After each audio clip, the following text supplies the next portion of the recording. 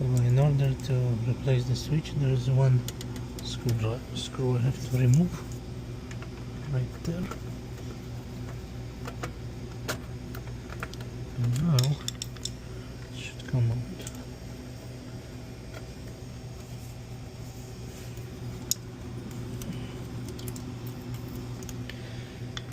One sec.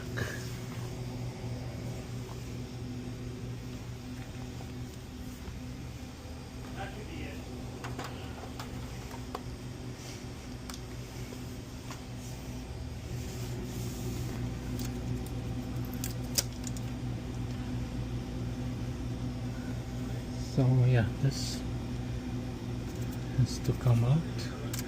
I'll cut here, and this will be bent this way.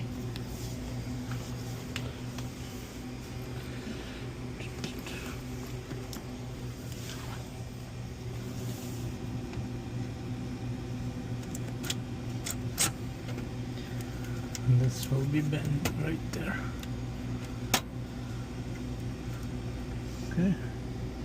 So I will have to replace the switch, but I'm going to unplug it first because there's still power in there. So I'll do it right away.